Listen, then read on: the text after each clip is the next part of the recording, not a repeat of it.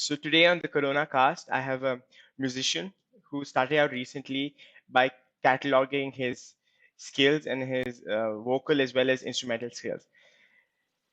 And you should go and check him out. So it's great to have Man Jams on my podcast today. Thank you, Arnav. Thank you for having me. And it's honestly been a great little journey that I've had, considering I just started this account on April 5th of this year itself, and received a lot of love from the Instagram community. And yeah, let's get on with the show. So first, I'll try to touch upon the coronavirus and then go on mainly into what you do. Is that good? One thing I ask everyone, this is a question that we hear a lot, and surprisingly, the answer varies from person to person. What's the biggest effect of the COVID-19 and the lockdown generally in your life? What was the biggest effect?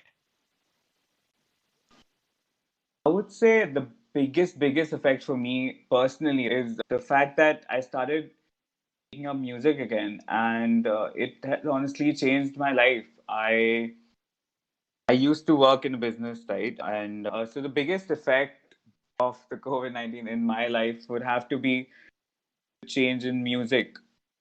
Okay. Picking up my guitar again and just starting out. That's why that date, April 5th, to me is like ingrained in my head because that's the first video I put on Instagram. I started putting out my music on Instagram. And sometime during May, I realized that this is what I want to do with the rest of my life. And I quit my day job. And I've started taking music professionally now. And also one more effect of the COVID-19 personally in my life is that it has taught me a lot of kindness, like how to be kind to people and just in general how to appreciate love and I guess care for empathy. people. Empathy. Every musician starts off somewhere, and sometimes they leave off mid journey. Some people are daring enough to pursue it, and there are other people like you who maybe a few years later into your life decide to pursue it once again. So tell me about your music journey from the very first time you started playing till. I'll have to go back right to when I was born, I guess, because after I was born, this is what my mom tells me that every time she would play music. So my mom used to listen to a lot of music, Okay. which is how I think the love in music in me came about. Sure. And apparently, I used to keep bobbing my head when she used to play music, and she realized that this boy really likes music, and we need to put him into some music classes. So honestly, I've been singing since I was 3 years old, and I've been trained in different styles of music ever since. What would be your advice to those who want to start out, especially those who do art, whether it's drawing or dancing or singing? Mhm. What would your advice be for them?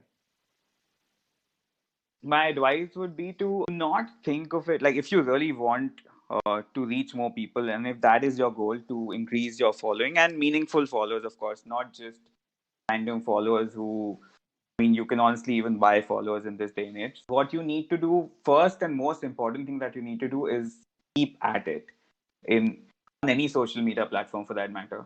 Because the more you post, the more the app like Instagram, the more Instagram will learn about you and you will learn about Instagram. So the most important and my biggest advice to anyone, any artist who's out there who wants to put their stuff out there. Also, one more thing is to have a little bit of structure in your goal. Like have short term and long term goals. That'll really help you as an artist to grow on social media. Okay. A lot of people have Instagram channels right now. Maybe they have 100 or 200 or maybe 1,000 followers. But how do they change it to make it into like a viable business? Like maybe they're putting content on it, but how do you take it from just a hobby channel to something that you could advertise and monetize? So, as far as Instagram is concerned, you can't directly monetize it in the sense that YouTube, on the other hand, has direct monetization options. I feel like your Instagram is more to build your brand, Okay. and once you have your brand out there, once you have like on Instagram, 10K is 10,000 followers is about the mark you want to hit, and after that, things start changing for you. So that's one way to monetize it. But the main thing is just to, I think, to build your brand. Like once you have your brand out there, because it's not just music that sells anymore. For me, like music, and for other artists, whatever their artists, it's not just that art that sells anymore. It's part of your personality that people also like. I can sing the most amazing song and give the best performance of my life, but if I'm not looking really like if I'm not looking proper and if I don't have a really good setup, not everyone will appreciate that song. Okay. Whether you're doing something like a video or you're on a Instagram or Twitter, right? I don't think people are very forthcoming about advice per se. Like maybe you were like, how do you ensure that you're getting the advice you need? Because you have to improve, and you can't improve if you get constructive criticism. So how do you ensure that someone's is there someone like you rely on someone to give you guidance on So whether you're improving, or is it more like a reflective process, internal reflection personally?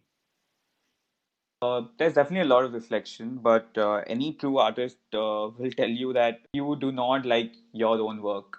Like I honestly don't think even one of my videos that I posted uh, is up to the mark.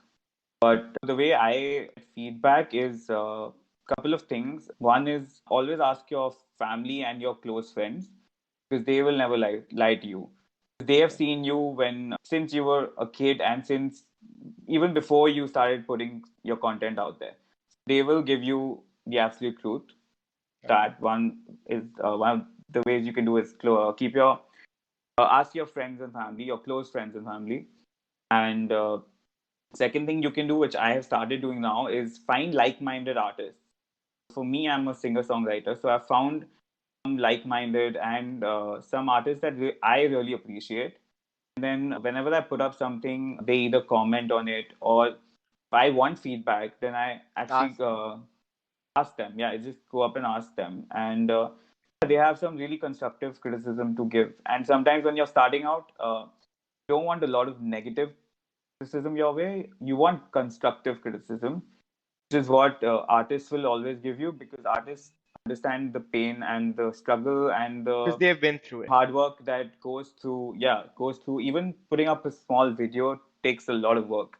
Yes. So only someone who's done it will really understand and appreciate and be empathetic towards your criticism and towards the approach in which they go about it. You were talking about that artists are never satisfied with their work. I think it happens to everyone. Whether you're an Right. artist or not, it's hard to really be like, what I did was perfect. You're always trying to poke holes in your own thing. So how do you get Mm. that first video out there? Because you're gonna have doubts. You're gonna keep being like another shot, Mm. another shot. When do you stop and Mm. be like, what? Time to post. How do you transition from filming to posting without? That's a really good question, because my honestly, all my friends, my family, a lot of people who have believed in me also, they have been, especially a couple of my friends have been wanting me to post stuff on social media or just anywhere to just get myself out there since years now. And I've just been kind of putting it, just like dealing it for no apparent reason, just procrastinating. And so, as an artist, it puts you in a bit of a vulnerable position when you put your work out there. Yeah. But the way to combat that is just once you have a video or whatever your work is, once you have that with you, you feel like it's okay. It doesn't have to be perfect, but when you feel that it's okay and that it's, when you yourself feel like it's not bad. My next question, so even if you sleep today, right? While in US, the amounts you could make by doing something like what you're doing, being an artist full time Mm. on a platform, is medium to high. It's still obviously in very oblique and very Like, small platform. It's not widely chosen because, especially in India, where we see that the rates of monetization, whether it's for YouTube or whether we see the number of opportunities on Instagram, are much lower, right? So how do you take that step where you're like, I'm not sure I'll ever earn as much as I'm making in my conventional job, right? That I'm doing, especially as you keep delaying it, you're gonna most likely you get a promotion, and then you're waiting for your next one, and by the time you it, the gap between what you could earn on social media versus what you're earning right now is so big that it's not sometimes worth the risk. So how do you that okay, this is the correct time to go out there and start, and that it's a possibility? Like, do you think that if people are earning like maybe like because like let's say they're earning 20 lakhs a year or 30 lakhs a year, right? Mm. At that point, Correct. considering a coming onto a platform doesn't really make a lot of sense. So how do you that what let's just do it?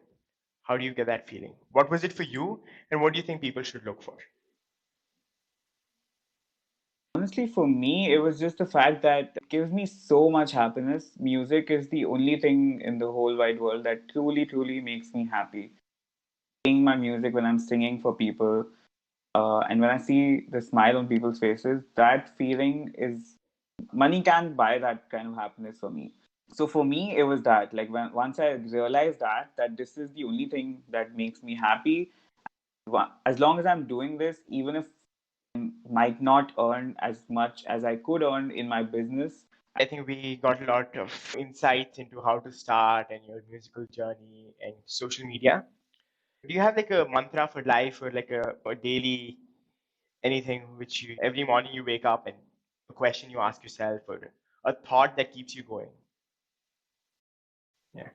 There's not a quote, but something I have done is I have a mirror in front of in my room, like right opposite my bed. So every day I wake up and I look at the mirror, and I've written my own short-term and long-term goals right on top of the mirror with a whiteboard marker. So I've written short-term and long-term goals at the top of the mirror, and I look at that, and that itself makes me motivated for the rest of the day. And then you're like, okay, I have a goal coming up. Let's go get to work, something like that.